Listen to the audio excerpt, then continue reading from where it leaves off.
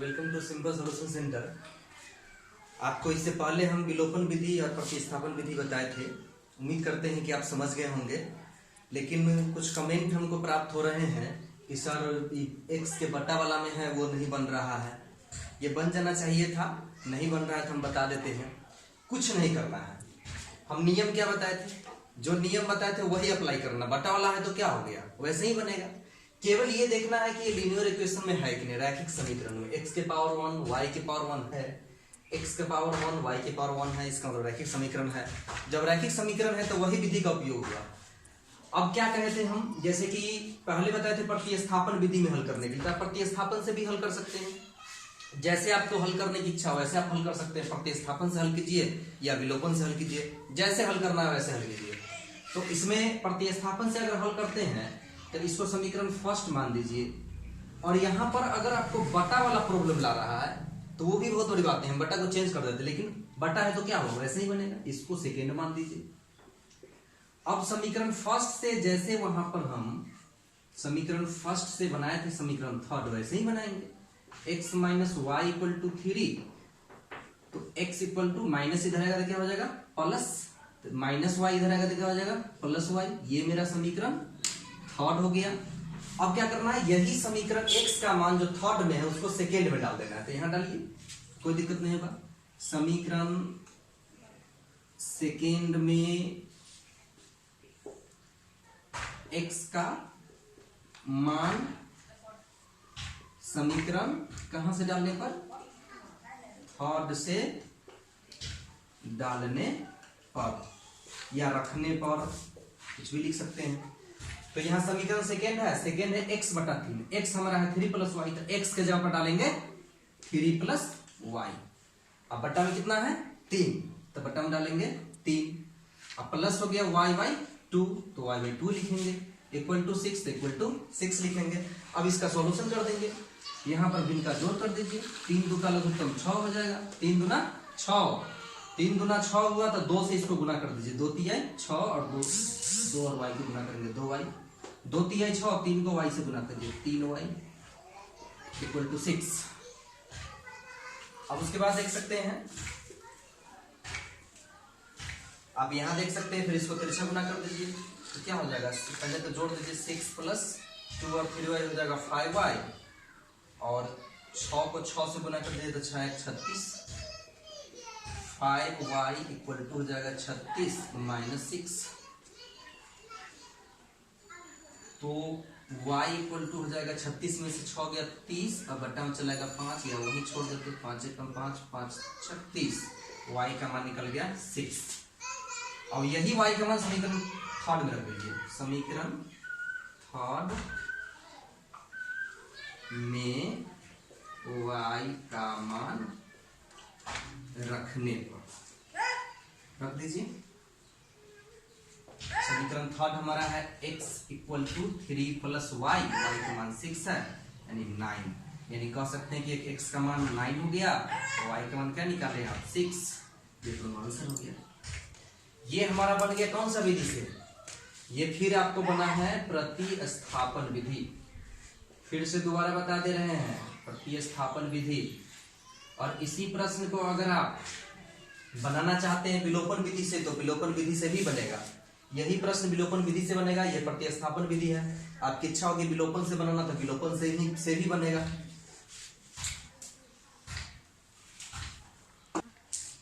अब मैं इसी प्रश्न को विलोपन विधि से बताता हूं। विलोपन विधि में मैंने क्या कहा था कि इसको देखना है दोनों को, जिसमें डिफरेंट साइन हो, वैसे कोई भी आप ले सकते हैं, लेकिन जिसमें डिफरेंट साइन हो यानी अलग अलग चिन्ह हो, एक में माइनस एक में प्लस है तो उसी वाला को बराबर करेंगे। वैसे हम x वाले को भी बराबर कर सकते हैं, y वाले को भी बराबर कर सकते हैं, दोनों प्लस में उसको भी कर सकते हैं, दोनों माइनस में उसको भी कर सकते हैं, लेकिन यहाँ करेंगे किसको, ज्यादा आसान कौन होगा, अगर अलग अलग चिन्ह रहेगा उसको बराबर करेंगे तो ज्यादा आसान होगा, क्योंकि जोड़ना होगा। पिछले वीडियो में मैंने बताया था।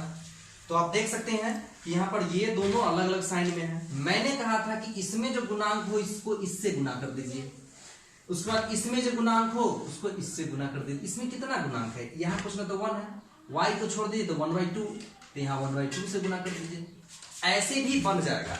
लेकिन अगर आपको बट्टा वाला से डर लगता है तो बट्टा को दूर भी कर सकते हैं। पहले मैं ऐसे बना के दिखा देते हैं।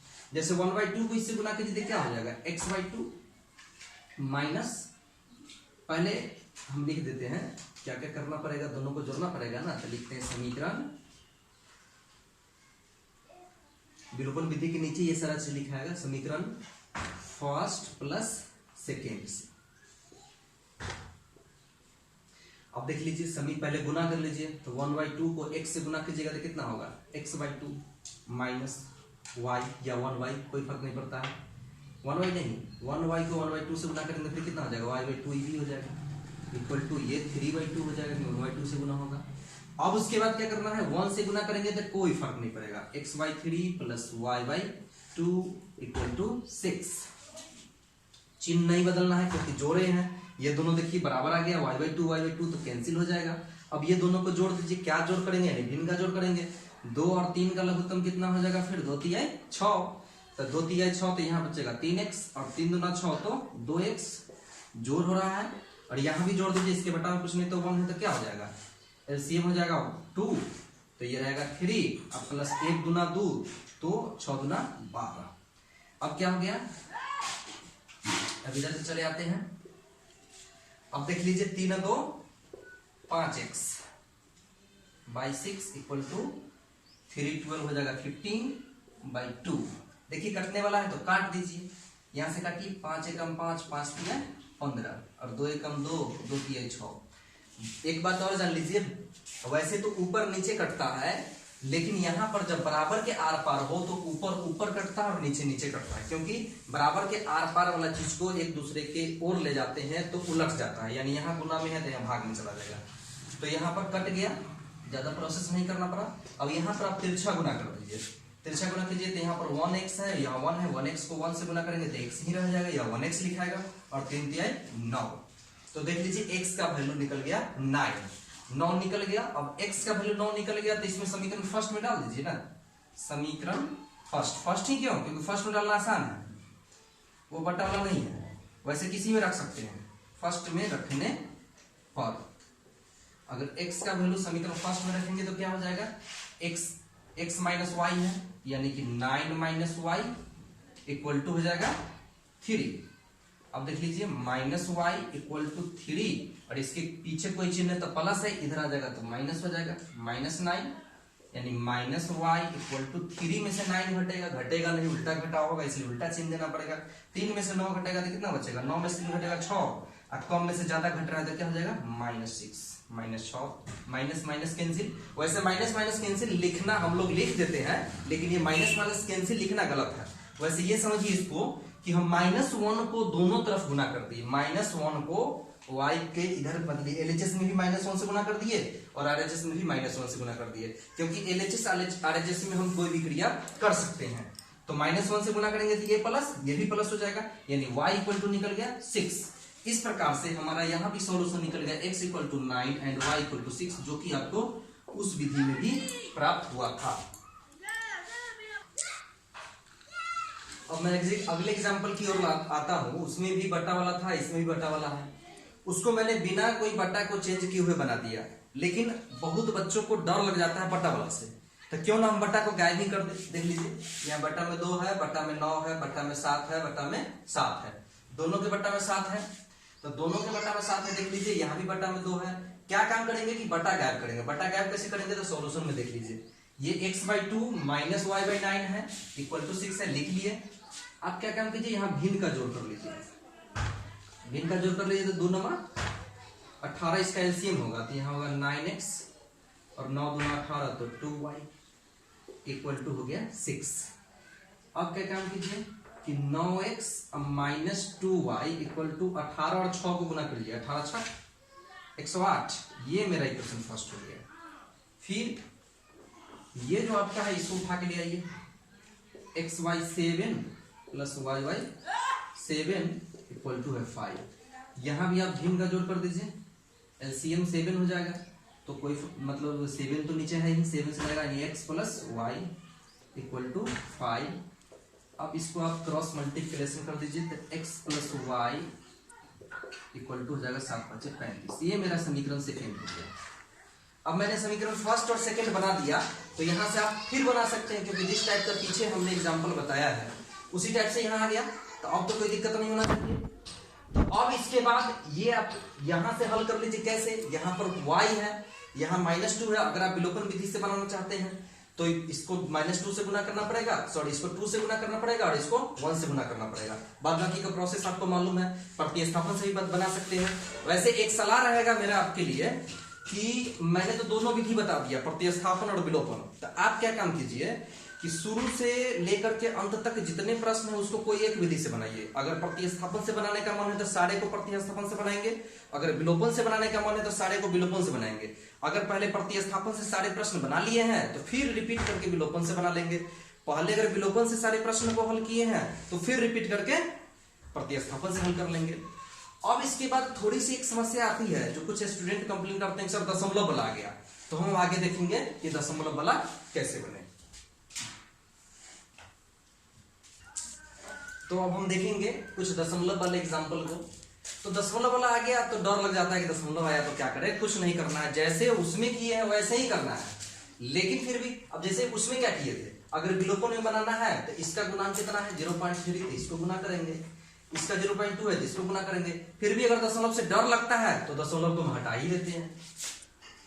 क्या हटा देंगे तब तो डर नहीं लगेगा ना, दशमलव मैं हटा ही लेता हूं। देखिए 0.4x है प्लस 0.3y इक्वल टू 1.7, ये सब का दशमलव का पूरा आ सकते हैं ना, इतना तो आता होगा,